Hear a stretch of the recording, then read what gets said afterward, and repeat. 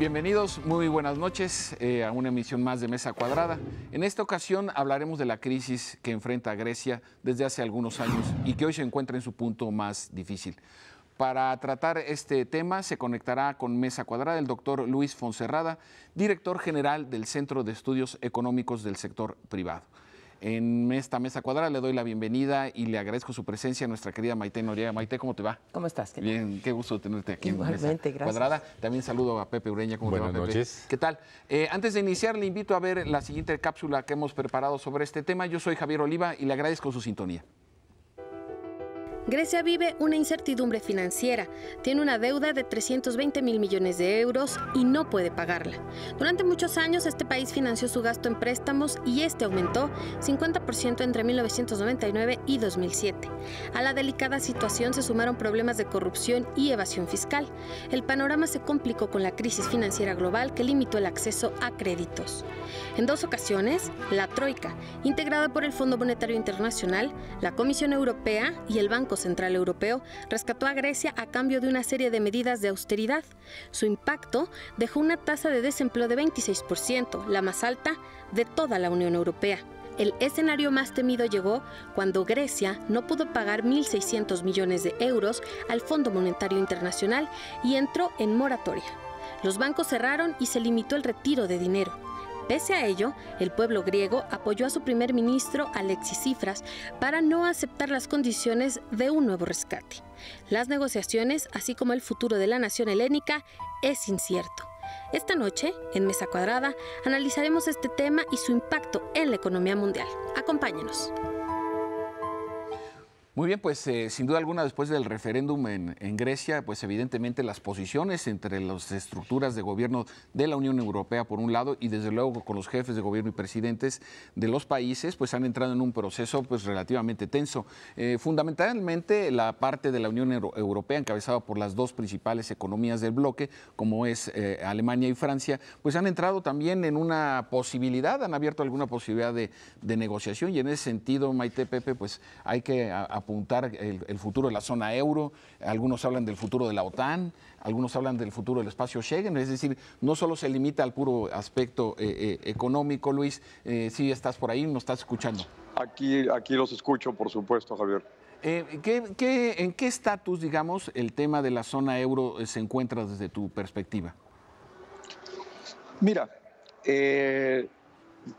tal vez vale la pena mencionar desde el punto de vista económico estrictamente, no financiero, sino la economía griega es extraordinariamente pequeña, es menos del 2%, 1.8% de la economía europea. Entonces las exportaciones, las importaciones que lleva a cabo Grecia, pues son realmente pequeñas y no tienen en su caída o en su incremento un impacto realmente relevante para la economía europea, ¿no? Al contrario, diría yo, el que sí sufriría cualquier movimiento sería Grecia y la población griega, ¿no? En este sentido, lo que suceda en su entrada, salida, cambio de moneda, sí afectaría enormemente, pero sobre todo a los griegos. Económicamente, a Europa sería un impacto insignificante prácticamente. Ahora, está la parte financiera, ¿no es cierto? La parte financiera, por la deuda, pareciera ser que puede tener un impacto. Sin embargo, mira, yo creo que, dado que el 80% de la deuda griega está en manos, los tenedores de esta deuda, los acreedores de Grecia son fundamentalmente gobiernos, pues es una decisión de los gobiernos, es una decisión de la posibilidad de estructurar, de reestructurar, de volver a mandar a un periodo mucho más largo los pagos, de tal manera que le permitan a Grecia crecer. Mira, en un resumen muy sencillo, para que la deuda pueda ser pagada, Grecia requiere crecer. Pero si se le obliga a pagar la deuda y usar parte de sus recursos para pagar, pues entonces no va a poder crecer. Entonces tiene que crecer para pagar, pero si paga no puede crecer. Claro. ¿Qué hay que hacer? Yo creo que lo mismo que hicimos en México y en otros muchos ejercicios de reestructuración de gran endeudamiento, mandar a plazos muy largos la deuda, ver esquemas de reducción de la deuda, como hicimos nosotros también. Nosotros inventamos los swaps, ¿se acuerdan? Los debt to equity swaps, donde convertíamos deuda en capital. Y inventamos después los bonos Brady. Hicimos el abuelo de los Bradys por ahí del 87, 88 y luego ya en el 90, cuando llegó Brady, vio la posibilidad y ya se llevó a cabo un esquema importante de reducción de deuda, ¿no? Entonces yo creo que yo así lo vería y pienso que en ese sentido, si Alemania cede, la parte de la deuda puede estar resuelta e impedir que haya cualquier otro movimiento, como una salida de Grecia del euro, ¿no? Ya, Maite. ¿Qué tanto podría incidir en que se diera este nuevo préstamo que solicita Grecia, dada la proporción que nos comentas, Luis, de la participación de Grecia en la economía europea? ¿Qué tan factible es una negociación, sobre todo porque la deuda se sigue incrementando? Hay que renegociar la que ya existe más el nuevo préstamo. Así es.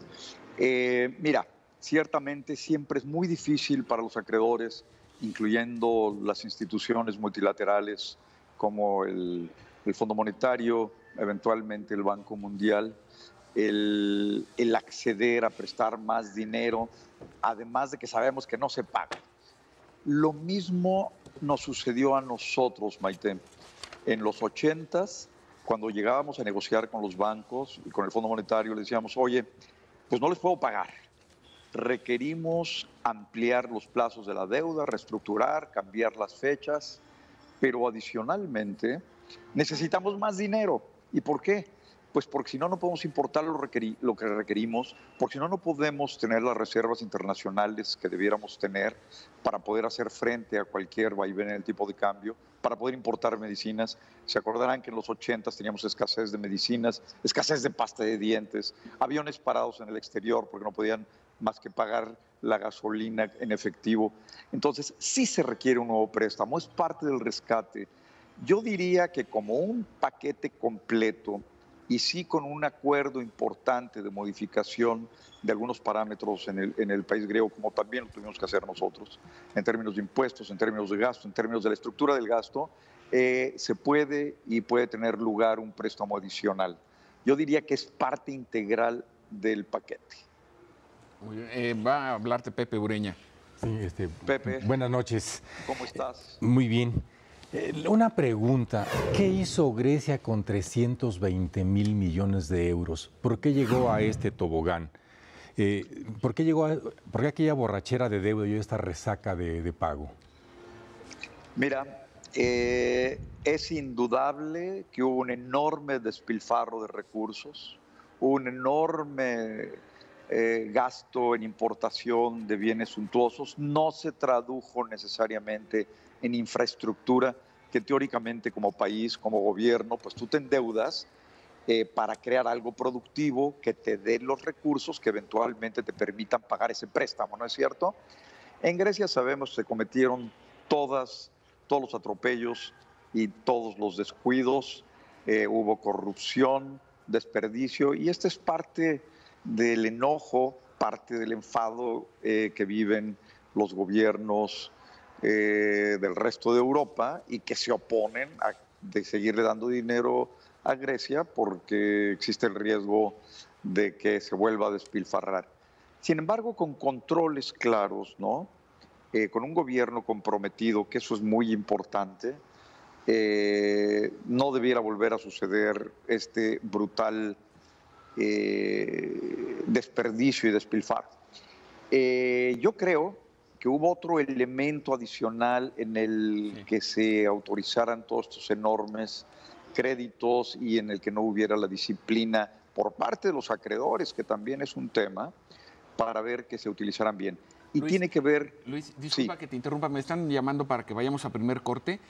No interrumpamos esta parte de tu explicación y volvemos en un momento.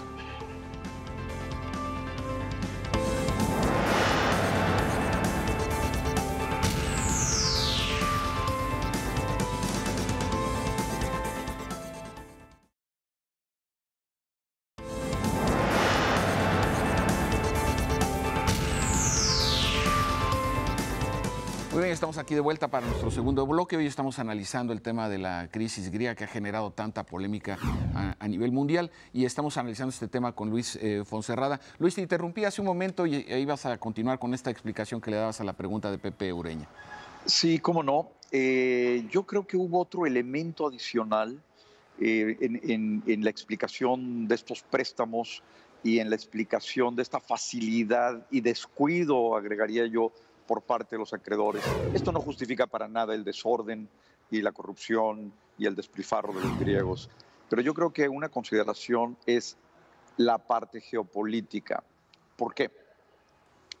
Grecia en esta península es la última parte de todo este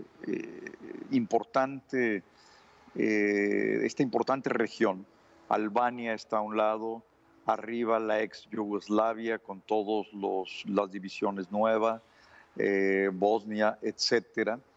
Y toda esta área, los Balcanes, forma una región muy importante geopolíticamente, sin duda, para Europa. Entonces, el tener a Grecia dentro del euro, integrarlo en la economía europea, que no quede suelta y sea o llegar a ser parte de otros intereses, parte de este conflicto y alineado con Rusia. La reunión de Putin con Grecia es muy relevante.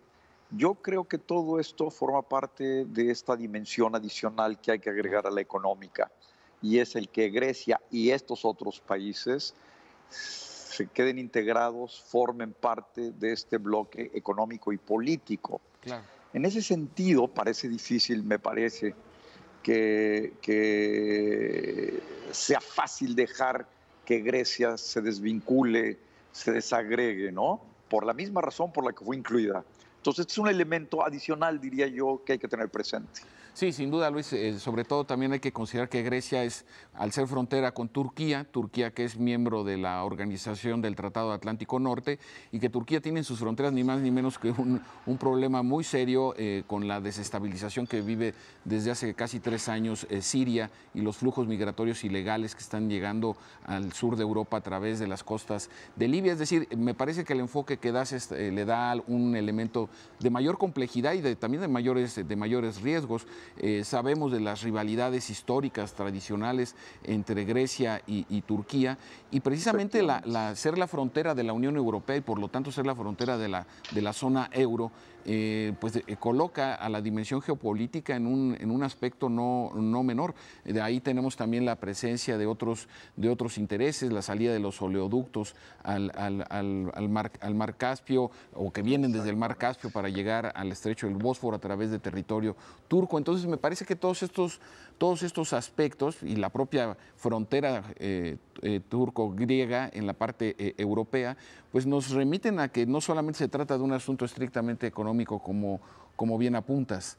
Exactamente. Y hay que, de esto que estás diciendo, fíjate, yo creo que vale la pena agregar el sur de Turquía, ya con una importantísima actividad de contrabando y de otro tipo de negocios que está llevando a cabo los miembros del Estado Islámico. Entonces, este es otro foco ahí preocupante, con un Estado Islámico que además está expandiendo en ciudades, en comercio, en agricultura y consiguiendo recursos con toda esta actividad, precisamente en el sur de Turquía, ¿no? Sí, Maite. Entonces, geopolíticamente estamos viendo que es importante Grecia para Europa. Sin embargo, habría que tomar en cuenta también el nivel de credibilidad que tiene en este momento el ministro Tsipras, dado que, por ejemplo, el referéndum es muy tramposo, se convoca 4 días después de vencido el plazo y tampoco ha sido muy eficiente o ha demostrado una gran eficiencia para aplicar los controles que se le han pedido. Creo que esto lo pone en una situación muy difícil para negociar en este momento. Totalmente de acuerdo contigo, Maite. Tramposo el referéndum, en una situación difícil de negociar, es cierto. Algo que a mí me pareció que podía ser indicativo de una posición más flexible por parte de los griegos fue la renuncia del ministro de Finanzas, ¿no? Precisamente el día posterior al referéndum, porque él era uno de los hombres más radicales, ¿no?, en el equipo del gobierno griego. Entonces, se me antoja interpretar que esa renuncia era como dejar un poco de lado esa posición más radical de enfrentamiento y que probablemente esto pudiera abrir la posibilidad de más flexibilidad y de más sensatez por parte del gobierno griego, ¿no? Espero que no confíen demasiado en su capacidad de negociar y que no confíen demasiado en su posición geopolítica, porque si efectivamente tuvieran que dejar el euro, sería un desastre para la economía griega, para su empleo y para toda la economía, ¿no?, en general. Pero tienes razón, no han mostrado esa capacidad para poner los controles, que sin duda es difícil poner ya en los niveles graves de estancamiento que tienen y desempleo que tienen.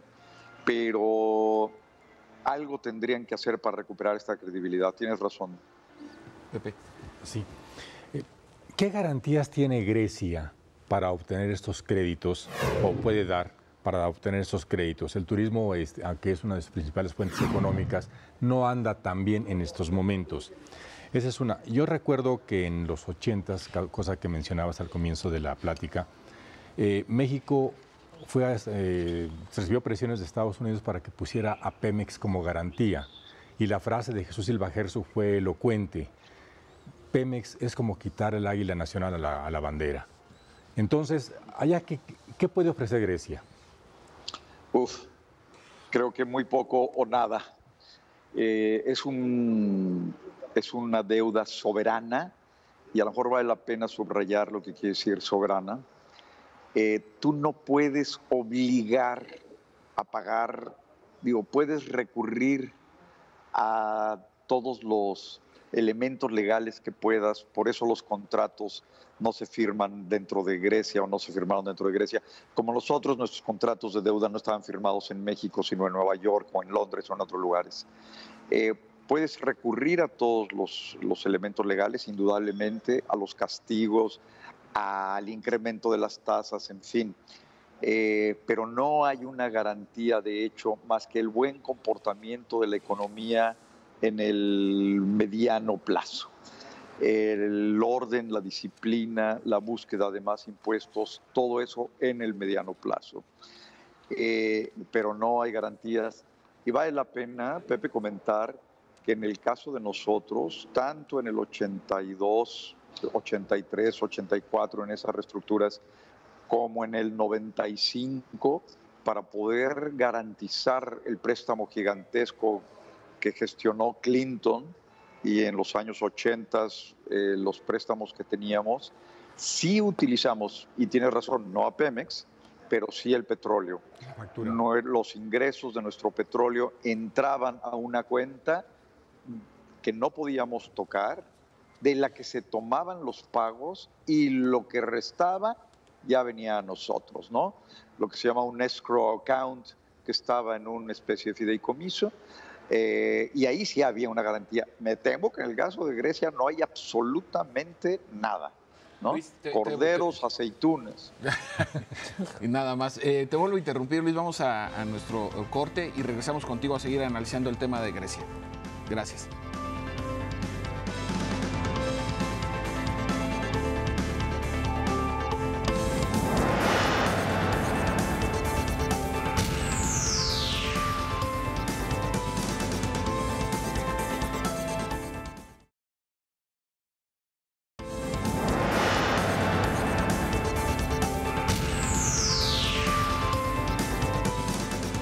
Muy bien, estamos de vuelta para nuestro tercer y último segmento del tema de Grecia y sus implicaciones que tiene no solamente, obviamente, para la Unión Europea y la zona euro, sino para el resto del mundo. En ese sentido, Luis, a reserva de lo que Maite Noriega y Pepe Ureña pudieran preguntarte o comentar en esta parte final, yo quisiera escuchar algunas reflexiones de tu parte en torno a las lecciones aprendidas para economías como la mexicana, la brasileña, la Argentina, que acaba de reformar su ley de inteligencia y de seguridad, tratando de controlar los flujos económicos? Entonces, ¿qué elementos podemos tomar para las economías latinoamericanas y en particular a la nuestra? Javier, yo creo que tu pregunta es muy importante, muy importante. Hemos visto otras experiencias en el mundo. Yo creo que la principal lección es el gran cuidado, la gran responsabilidad que deben tener los gobiernos para cuidar los recursos públicos, la gran responsabilidad para endeudarse. Es decir, cuando un gobierno decide plantearle a su Congreso que quiere tanta deuda, esa deuda debiera claramente el gobierno tenerla perfectamente destinada a un proyecto productivo que incremente el empleo, que incremente la inversión, que incremente el producto y que eventualmente produzca los recursos que requieres para poder repagar esa deuda. Algo que es fundamental es que esta deuda igualmente esté bien contratada en términos de su plazo y en términos de sus costos. Es decir, tiene que haber un ejercicio muy cuidadoso, muy disciplinado, muy responsable, porque al final un error de este tipo, un error financiero, cuesta vidas, cuesta desempleo, cuesta pobreza.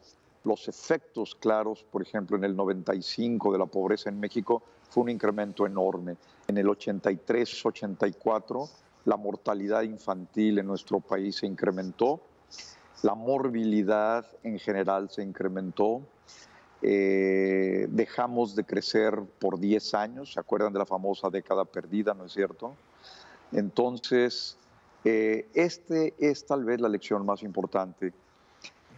Una cosa que es crítica, esencial, es que tu deuda no crezca más rápido de lo que crece tu Producto Interno Bruto.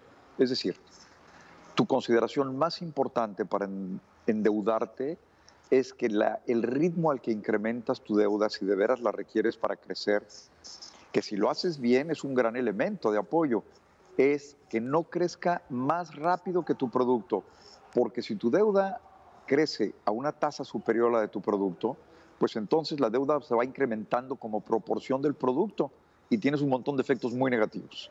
Claro. Tienes que pagar intereses mucho más altos, tienes que dedicar más recursos al servicio de la deuda y te va restringiendo todo tu margen de acción. Yo diría que en algunos países la política monetaria que es tan importante, y en el caso de México en particular, nuestra política monetaria es sin duda uno de los dos importantes guardianes de la estabilidad macroeconómica. Estabilidad entendida como precios, salarios, capacidad de compra, bienestar de las familias. Y el otro gran guardián es la política fiscal, la disciplina fiscal y el buen manejo de la deuda y del gasto. Y yo diría que hoy en México juega un papel más importante, y para muchos otros países juega un papel más importante la política fiscal que la política monetaria para el bienestar de las familias. Muchas gracias. Nos quedan unos pocos minutos. Te va a hablar Maite Noriega. Luis, dentro del contexto mundial, ¿qué tan viable es que con estos créditos, si es que logra conseguirlos, Grecia pueda crecer, dado que hay quienes aseguran que será muy difícil que la economía mundial tenga crecimiento en los próximos años? Tienes razón. La situación de Grecia, además de su situación interna, tiene como un obstáculo serio el resto de la economía mundial y en particular de la europea. No es un tema fácil. De ahí que, como lo han planteado los americanos, como lo han planteado muchos economistas en el mundo, pareciera ser necesario el reducir de manera importante el monto total de la deuda para que de veras pueda crecer. Lo que es efectivamente una navaja con dos filos, ¿no? Porque esto nos puede llevar a otro problema, que es el que se conoce como riesgo moral. Me porto mal, desperdicio, y de todas maneras me salvan, ¿no? Claro. Que es un gran riesgo moral. Pepe. En el caso mexicano, ¿cuál pudiera ser la repercusión? Ya se habló de que afectó la cotización del peso frente al dólar, un poco de caída de la Bolsa Mexicana de Valores, pero ¿qué más puede suceder? Mira, en términos económicos, nuestra relación con Grecia es mínima. El que no exportemos a Grecia o el que no tengamos productos griegos, pues será una lástima porque son sabrosos, pero no nos afecta económicamente, claro, digamos, ¿no? Claro. Las aceitunas, sus vinos estos que saben a retsina, que son especiales, no tendrá ningún efecto económico importante. Y en el términos financieros, pues sí, los movimientos de los mercados, sin duda, en todo el mundo, al pensar que esto puede producir un flujo importante hacia dólares de capitales europeos y de todo el mundo, temerosos de que la situación griega provoque una crisis adicional y entonces se cobijan, se protegen con dólares americanos, pues esto sube el precio del dólar y eso pues ya lo vivimos un poco. Sin embargo, yo diría que esto ya está bastante descontado por los mercados, es decir, ahí viene el lobo, ahí viene el lobo y ahí viene el lobo, y pues cada ratito nos suben unos centavos, etcétera, y claro que sin duda afecta, pero yo creo que el principal tema de nuestro tipo de cambio y el precio del dólar y las implicaciones que esto puede tener, tiene que ver con el empleo en Estados Unidos, ¿no? Cada vez que se anuncia una mayor generación de empleo en Estados Unidos, cada mes, mayor al que se esperaba, ¡pum!, hay una salida o una búsqueda de dólares aún por los inversionistas extranjeros que están en México. Y ese sí es un elemento de mucho mayor peso y mucho mayor importancia. Yo diría que no debiéramos preocuparnos por la situación griega prácticamente. Luis, nos quedan unos cuantos minutos y evidentemente no puedo dejarte de hacer la pregunta de ¿cuál es tu pronóstico? Sé que es difícil, pero eso nos daría motivo también para volverte a invitar a Mesa Cuadrada. Con mucho gusto. Pronóstico de la situación griega. Sí, ¿hacia dónde va a evolucionar? Yo creo que se va a llegar a un acuerdo. Yo veo muy difícil que los griegos permitan romper y salirse. Imagínate que el día de mañana, bueno, no es el caso, pero imagínate que el día de mañana tuviéramos que cambiar de moneda en México, claro, ¿no? Es decir, no me van a permitir sacar pesos de mi cuenta, ya no voy a poder, los bancos cerrados otra semana, ¿no? Los pagarés que existen, las proyecciones que existen, la contabilidad de las empresas, etcétera, etcétera. Y además, al no haber capital y al no entrar capital, sobre todo en el caso de Grecia, que es una economía tan pequeñita, se te para la economía, el desempleo se incrementa y sería brutal. Yo espero que los griegos mismos sean conscientes de esto y tengan una actitud mucho más responsable. Claro que existe el riesgo moral que comentábamos con Maite, pero debiera haber una actitud muy positiva, muy constructiva por parte de los griegos. Y sin duda, también está la otra parte, habrá, sobre todo por parte de Alemania, que ceder algo en esto, ¿no? Muchas gracias. Alemania... Perdón, Luis, discúlpame que te interrumpa, pero ya me están mandando a que terminemos. Te agradezco mucho tu participación y espero que podamos seguir platicando este tema y pues estaremos pendientes de la evolución de la situación griega. Muchas gracias a Luis Fonserrada por su participación en Mesa Cuadrada en el enlace por Skype y gracias a mis compañeros de mesa, Maite Noriega, Pepe Ureña. Hasta la próxima Mesa Cuadrada.